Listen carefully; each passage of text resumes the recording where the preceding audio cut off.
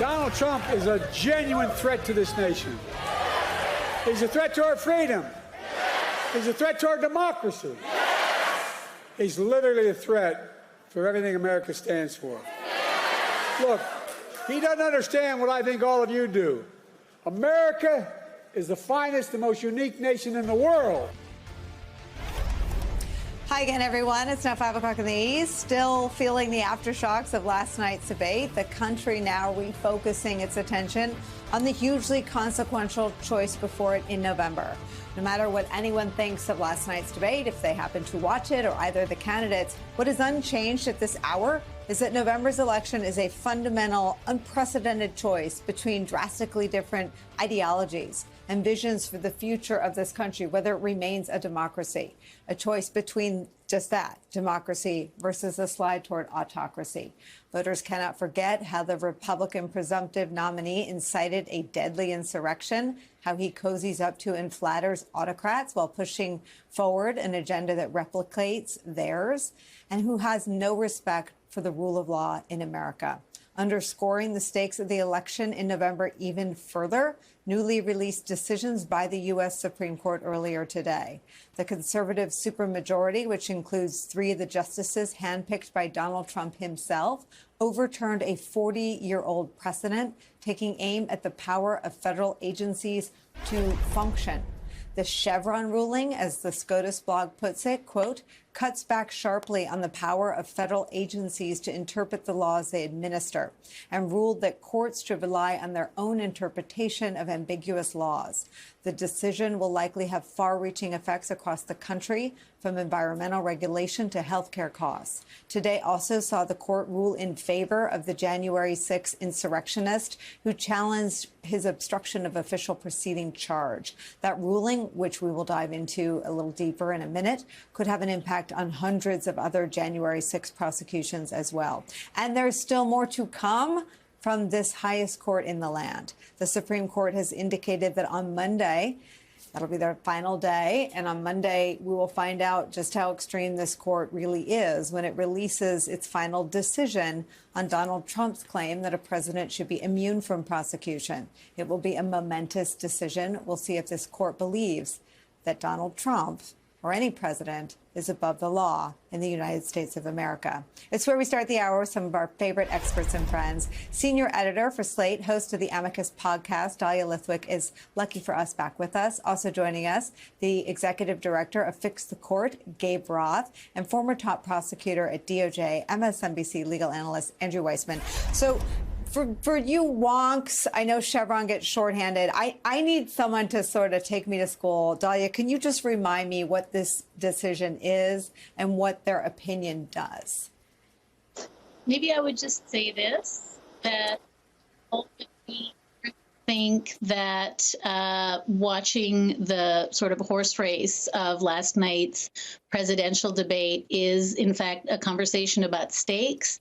Chevron is it. Chevron is real stakes. And if you look at what the Supreme Court did today, I think it's fair to say that whatever horse race is going on in the presidential contest, there's like a tank division moving in that's going to change the way we all live our lives, regardless of who wins the horse race. So Chevron is essentially shorthand for a longstanding tradition that says that if there's an ambiguous statute, the courts defer to the agency itself and their interpretation of how to read that statute. Why? Because agencies are teeming with people who know science and who understand how the climate works and who understand how healthcare works and who understands how guns work. And essentially what the court said today is, nope, from here on in, we're going to arrogate to courts the power to decide how agency regulations are interpreted. And I don't want to be in any way alarmist about this, but this is a wholesale transfer of power over federal regulatory agencies. Clean water, clean air, guns, healthcare, monetary policy, all of it is shifted now away from federal agencies and into the laps of courts. And I think the last very, very cynical thing I'm going to say is that the Supreme Court can't even control its own website this week, downloading, uploading opinions before they're ready to go. It is hard to understand how they can have the kind of expertise to talk about nuanced things like climate and healthcare if they can't even sort out their own in-house procedures. Well, it's a pretty profound point. I mean, it sounds small, but it gets to the essence of what this decision does. I appreciate everything that you said, and especially this contrast and this warning almost to be careful if you dabble in horse race analysis, because nothing less than the future of our government to function is already on the line, is already at stake. And I would, the only thing I would say is you're not being alarmist, but Justice Kagan certainly was. Let me read from her dissent. Quote, in one fell swoop, the majority today gives its exclusive power over every open issue, no matter how expertise driven or policy laden, involving the meaning of regulatory law. As if it did not have enough on its plate, the majority turns itself into the country's administrative czar. That is an alarm, the likes of which I don't know that we've seen this term. Dahlia.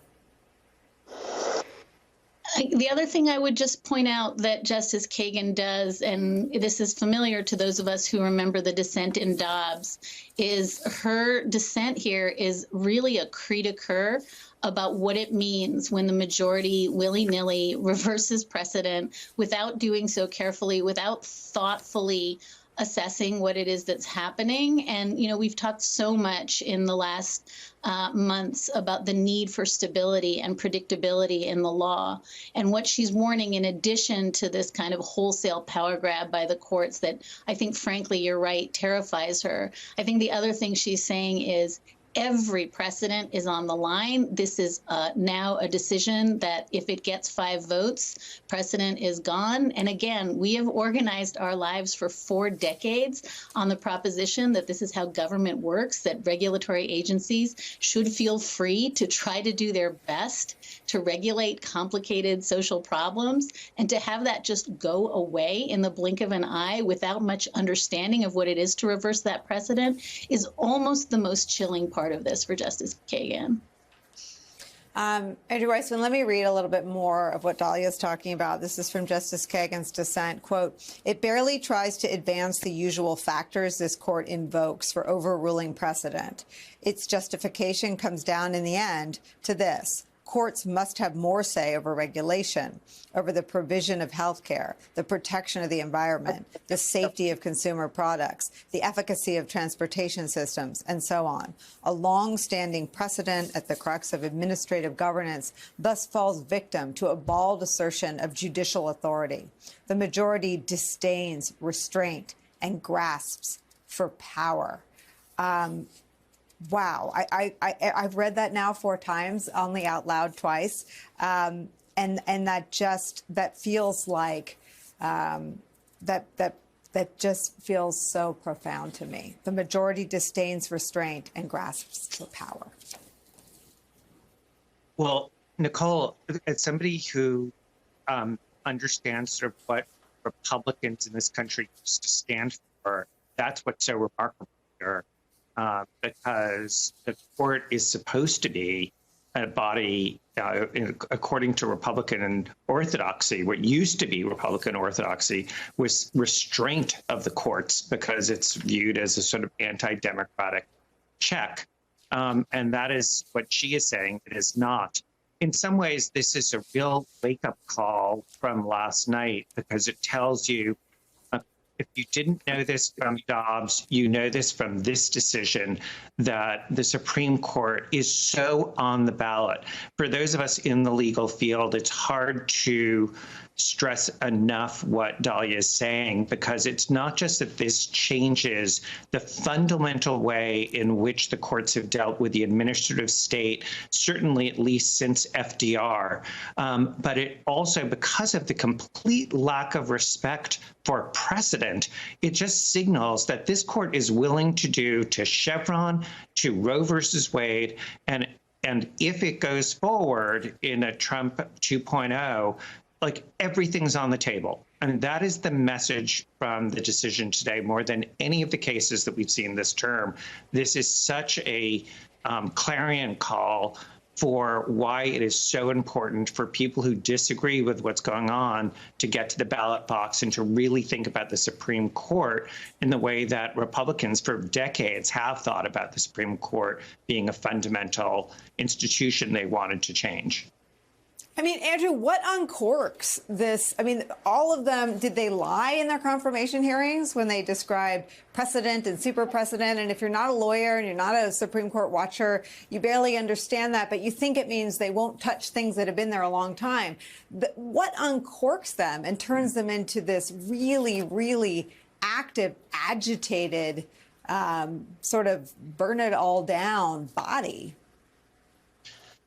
You know, I don't know, and I also don't know if there's an answer for all of the justices. You know, I think that there's an answer for Alito and Thomas that may be different than Amy Coney Barrett and Chief Justice Roberts. And the reason I sort of single out Amy Coney Barrett is she has issued some fairly interesting decisions in the last couple of weeks. Indeed, we're going to talk about the obstruction decision, and she actually writes the dissent.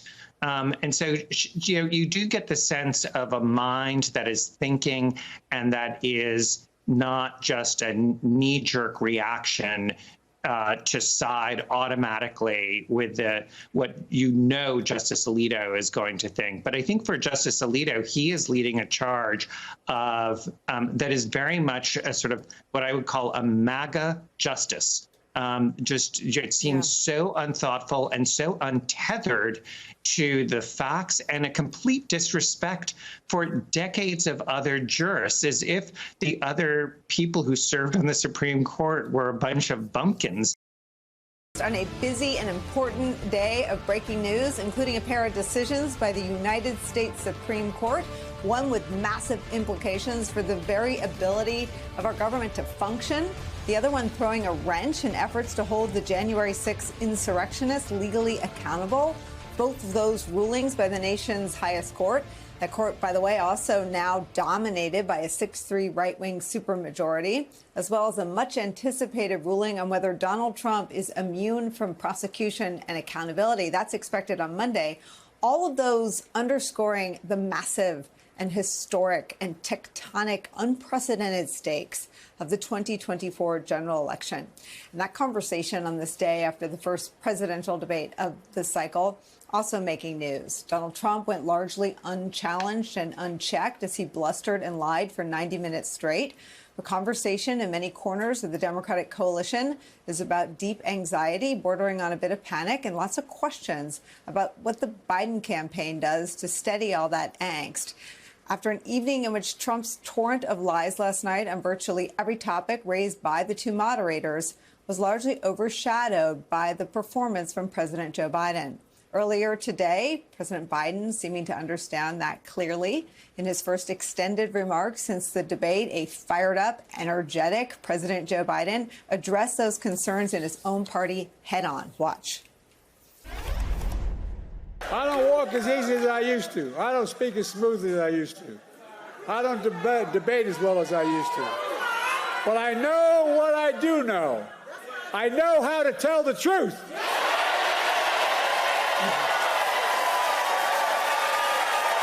I know right from wrong. And I know how to do this job. I know how to get things done. And I know, like millions of Americans know, when you get knocked down, you get back up. President Joe Biden saying, I know how to tell the truth, obviously meant to contrast himself to the ex-president, and the ex-president's near nonstop flurry of lies. It took reporter Daniel Dale nearly 3 minutes to fact-check Donald Trump's debate performance last night. Here's just some of that. What stood out was the staggering number of false claims from former President Trump. On first count, Aaron, I counted at least 30 false claims. He said some Democratic states allow people to execute babies after birth, an egregious lie that is illegal in every state. He said everybody, even Democrats, wanted Roe v. Wade overturned. Roe was supported by 2/3 of Americans, even more Democrats. He said every legal scholar wanted Roe overturned, abortion returned to the states. Legal scholars have told me directly this is not true. He said the U.S. currently has the biggest budget deficit ever. No, that happened under Trump in 2020. He said the U.S. currently has a record trade deficit with China. That also happened under Trump in 2018. He said Biden personally gets a lot of money from China. Zero evidence of this. He said there were no terror attacks during his presidency. In fact, there were multiple attacks. He said Iran didn't fund Hamas, Hezbollah, other terror groups under his presidency. Iran, in fact, did. He said Biden wants to quadruple people's taxes. That is pure fiction. He said the U.S. has provided way more aid to Ukraine than Europe had. It's actually the opposite. He said the U.S.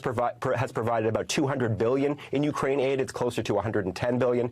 He said 18 or 19 million people have crossed the border under Biden. That is millions too high. He said many of these migrants are from prisons or mental institutions. His own campaign cannot corroborate this. He said Biden has only created jobs for illegal immigrants. Total nonsense. He said Nancy Pelosi turned down his offer of 10,000 National Guard troops on January 6th. There's no evidence she even got such an offer. He said Biden made up the idea. He called dead service members suckers and losers. No, the Atlantic magazine reported that, and then former Trump Chief of Staff John Kelly corroborated it. So that portrait of a serial liar, a candidate uniquely unfit for office, was unfortunately and tragically obscured in the moment of last night's debate. It's still unclear what, if anything, changes after last night. One constant remains. The country faces a very stark choice between President Joe Biden and an authoritarian movement led by a candidate whose instincts are fundamentally those of an autocrat. David Frum puts it like this in The Atlantic, quote, "Against the threat of Trump, Americans must save themselves. The job of doing so cannot be delegated to some charismatic savior. And anyway, that charismatic savior has yet to present himself or herself. Television always wants to reduce active human beings to passive viewers. The presidential debate format has especially served this purpose. Do I prefer the candidate in the red tie or the blue one? This most recent debate has taught the danger of spectatorship. The job of saving democracy from Trump will be done not by an old man on a gaudy stage, but by those who care that their democracy be saved. Biden's evident frailties have aggravated that job and made it more difficult, but they have also clarified whose job it is. Not his, yours." That's where we start today with some of our most favorite experts and friends. Former RNC chairman, co-host of MSNBC's The Weekend, Michael Steele is here. Plus, host of MSNBC's Politics Nation, the president of the National Action Network, the Reverend Al Sharpton's here. Also joining us, Democratic strategist, president of Brilliant Corners Research, MSNBC political analyst Cornell Belcher's here, and the executive director of Republican Voters Against Trump, the publisher of The Bulwark, Sarah Longwell's here. Sarah Longwell, you've been in front of the most important pundits and consumers of last night's debates, and that's voters. Tell us what you're hearing from them. Yeah, so we talked to some of these so-called double haters this morning, and these are actually Trump voters, people who voted for him twice, but after January 6th, were basically out on him, and we're looking for reasons not to vote for him. And look, they used words like embarrassment and train wreck, and everybody thought that the debate was really terrible. But what was interesting to me was it didn't really push anybody back into Trump's column, right? What it did was they all still believe Trump is a liar. They still believe he's a con man. They still believe he's a narcissist. These were all the things. And it was interesting to me, actually, to listen to them, because I think as I watched the debate, I was a little concerned that Trump's demeanor, which is not the same as sort of the big lunatic energy you see from him often, that would sort of lead voters to maybe say like, oh, Trump seems more reasonable. But these voters, they were clocking all the lies. They understood that Donald Trump was not telling the truth, and that much of the substance of his comments was crazy. But look, Biden's performance, they were also just really thought was terrible. They were concerned about his cognitive abilities. And for the couple of voters in the group who had really been sort of leaning towards Biden because they were so repulsed by Trump, they were kind of back on the fence. And I actually, what you heard from a lot of them that I think is I don't know, maybe the most depressing is how many of them were thinking just about sitting it out or writing somebody in. They were much more third-party curious in this moment. I don't know that this moment lasts forever, but in this moment, they were back to like thinking about RFK. And so, yeah, I think for people who maybe didn't have high expectations of Joe Biden to begin with, which I think when you talk to the double haters, they are already concerned about Joe Biden's mental acuity. And so last night didn't necessarily shock them, but it didn't do anything to bring them into Biden's column, which is what he needed to do last night, right? He had to help these double haters for whom their hatred is really for Donald Trump, but they think Joe Biden's too old. He needed to convince them that, in fact, he was up for the job. And I just don't think that's what got done last night. You know, Michael Steele, I love what Joe Biden said today. I mean, he's speaking directly to what Sarah's sort of studied, data-driven analysis said he needed to do. He said, I may not walk as well as I used to. I may not debate as well as I used to, but I'll always tell you the truth. And he could go on and on in that construction. I'll never steal classified documents. I won't in a deposition, you know, in the year 2024 say that you can still grab women between the legs because that's what famous people have done for a million years. I mean, there may have just been too much, right? Sometimes there's such a volume of atrocities in terms of what Trump has said and done that it's hard for anyone that's ever gone up against him in the Republican primary going back to 2015 to focus. But I wonder what you make of where voters seem to be processing last night's debate. Well, you know, I think they're kind of like, I don't know. And I think Sarah's focus groups and her analysis of this is really put her fingers on that piece of it. But that piece is not necessarily bad for Joe Biden in terms of, and it's really important to understand what Sarah said.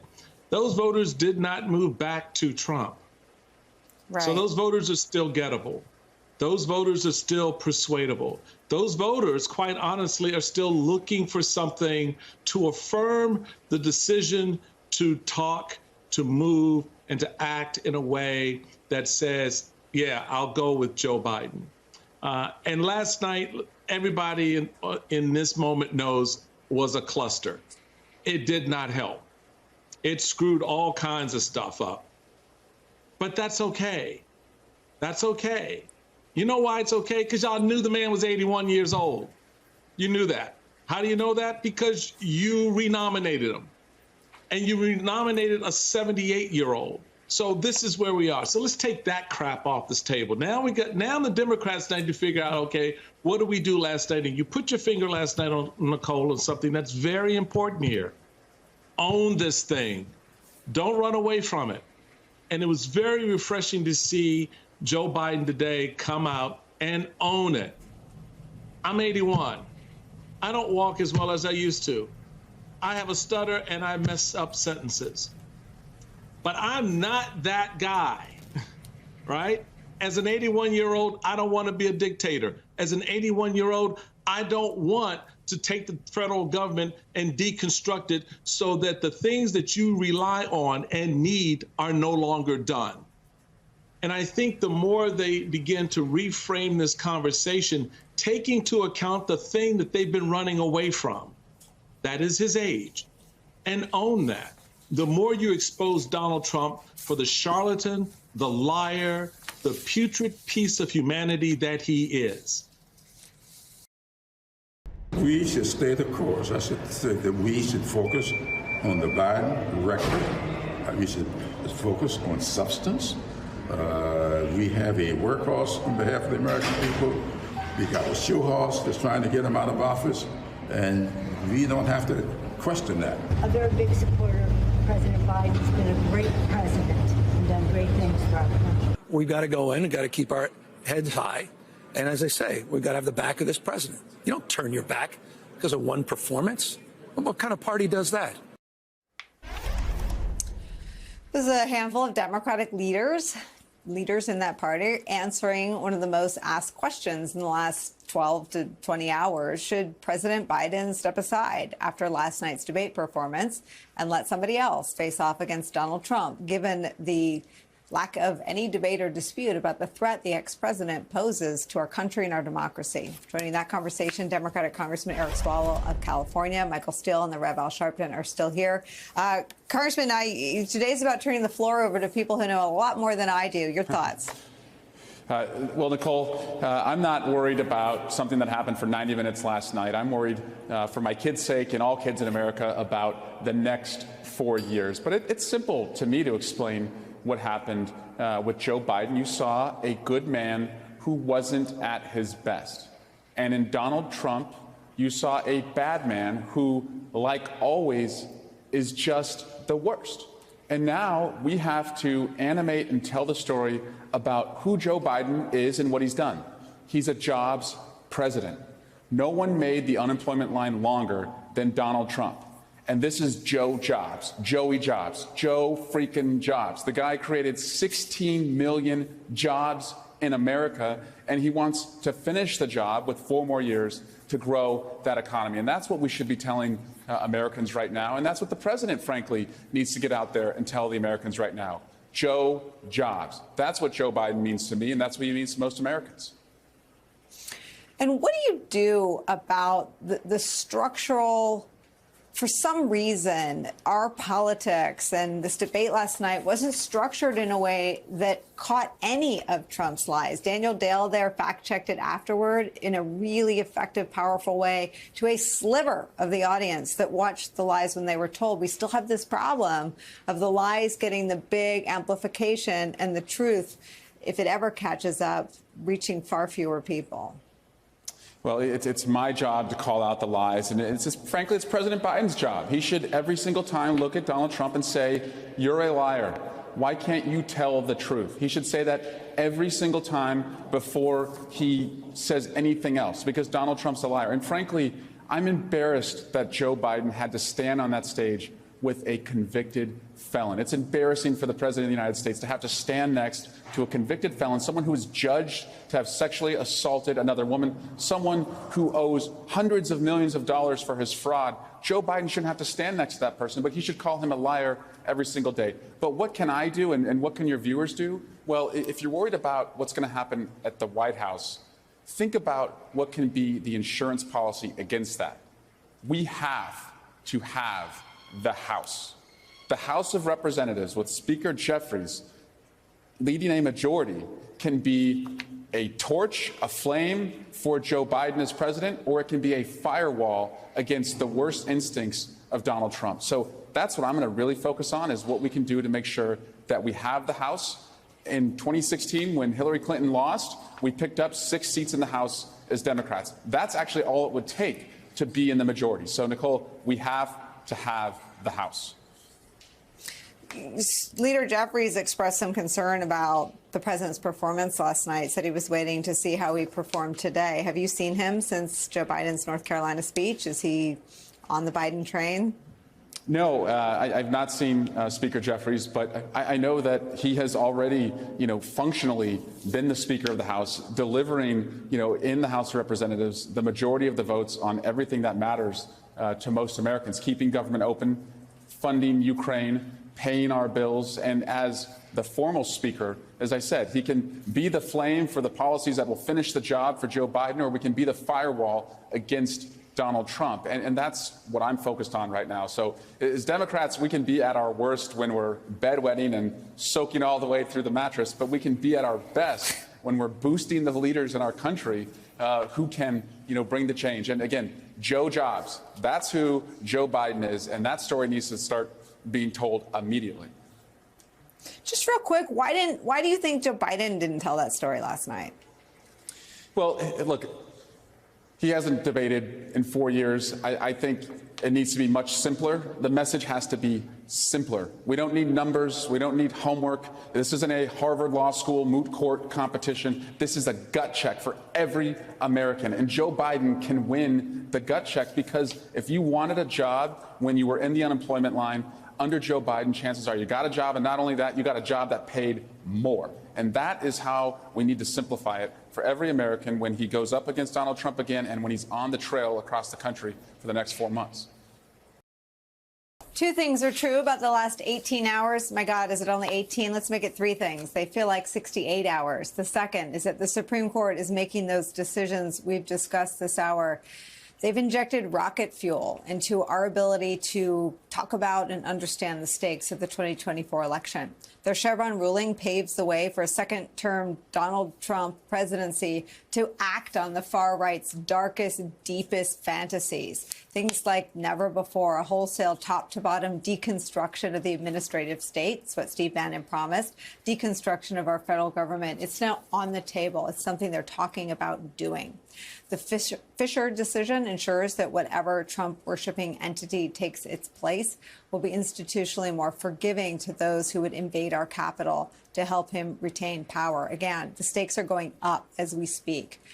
The third thing that's true about the last 18 hours is that Democrats, in a way they've never done so before, are openly talking to reporters like myself and others about whether President Joe Biden represents their best foot forward to defeat Trump and Trumpism and everything that he threatens. There's one thing, though, that has not changed, not in the last 18 hours or 18 months, and that is the cold, hard, undeniable truth that of the choices we face for November, one candidate instigated a violent insurrection on our democracy. The other did not. He sought to protect the democracy. That, folks, is the choice we have in November. Joining our conversation, former Republican Congressman, MSNBC political analyst David Jolly. Also joining us, MSNBC political analyst, host of the Bulwark podcast, former spokesperson for the RNC, Tim Miller, and professor of history at NYU, author of Strongman, Mussolini to the Present, Ruth Ben-Ghiat is here. David Jolly, I've tried to set this up and then get out of the way. Your thoughts today? I think last night changed everything. I think going into yesterday, there was a sustaining argument that this race wasn't about age. It was about ideology. It wasn't about age. It was about leadership. It wasn't about age. It was about fitness. Donald Trump didn't tell us to inject bleach into our veins because he was old. He did it because he's stupid. He didn't get convicted because of his age. He got convicted for fraud. He didn't abandon NATO because of his age. He abandoned NATO because of a lack of leadership. But last night made this race about age, specifically about Joe Biden's age. And I think where Democrats today, from Barack Obama on down, are making the contrast argument in response to what we saw last night, they are fundamentally misreading the room. The American voters who are shocked by last night aren't shocked by the contrast. Many of them missed the contrast. Many people didn't even actually hear what was said between the candidates. They were shocked and saddened by what they saw of their president. And I think that's the coda to all of this, that what they saw last night raised concern not about Democratic nominee Joe Biden, but about their president, about our president. We haven't had a national conversation around a president's age since Ronald Reagan's second term, but we're having it now. And so the contrast arguments that Democrats are making today are important. Perhaps it's the only argument available to them.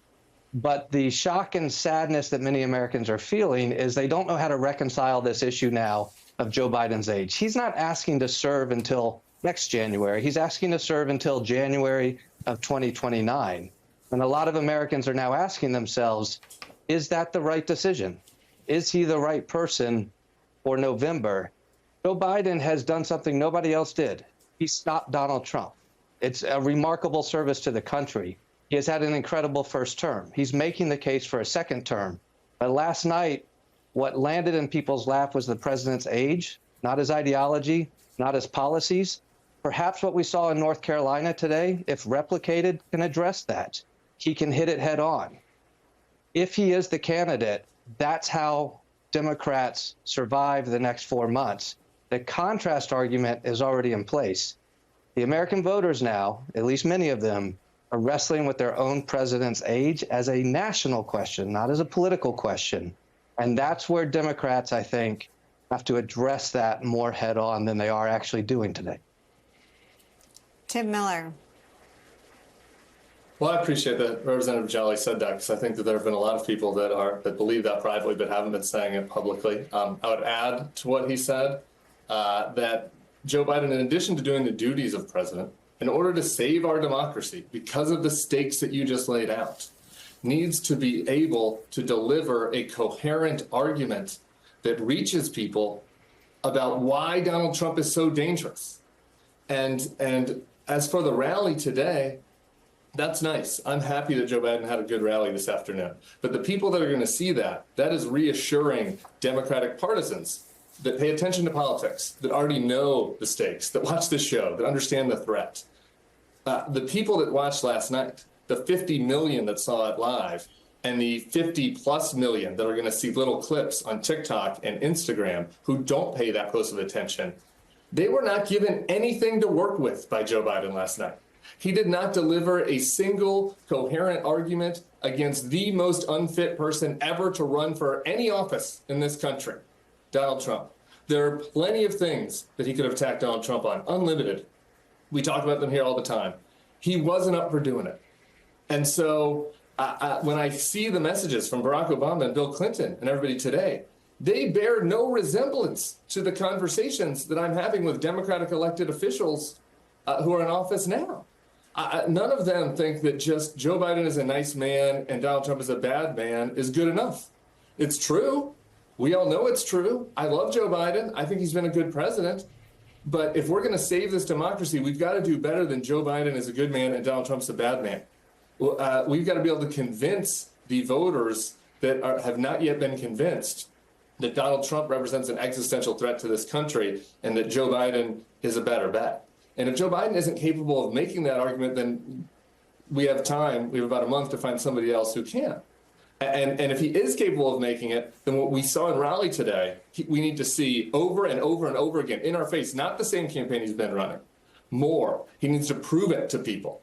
And he needs to have a serious conversation with his advisors about how he can prove it to people. Because otherwise, this is just a reality check. I know some people aren't going to be happy to hear this, but like we were losing. Joe Biden was losing before the debate last night. So you can not believe the polls if you want, but in the same polls that Joe Biden is losing in Pennsylvania, Bob Casey, the Democrat, is winning. In the same polls he's losing in Wisconsin, Tammy Baldwin is winning. Why is that?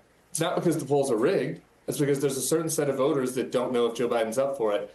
The debate last night was his opportunity to reassure them. He didn't do it. So he's got to figure out how to do it now, or we've got to figure out a plan B. I don't walk as easy as I used to. I don't speak as smoothly as I used to.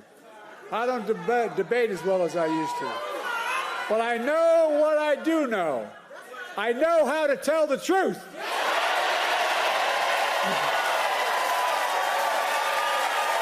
I know right from wrong. And I know how to do this job. I know how to get things done. And I know, like millions of Americans know, when you get knocked down, you get back up.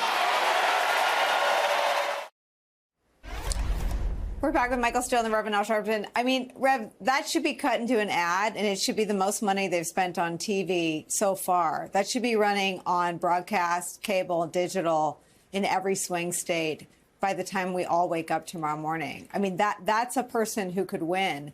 And I think a lot of Democrats, to Cornell's point, ran away from the president after coming to the conclusion that the person they saw last night wasn't.